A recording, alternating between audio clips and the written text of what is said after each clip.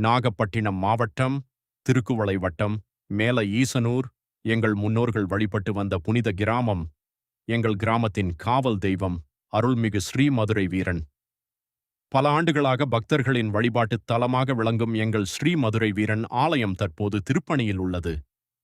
திருப்பணிகள் நிறைவடைந்ததும் மகா கும்பாபிஷேகம் சிறப்பாக நடைபெற உள்ளது. இந்த புனித நிகழ்வில் தங்களும் தங்கள் குடும்பத்தாரும் கலந்து கொண்டு இறையருள் பெற அன்புடன் அழைக்கிறோம்.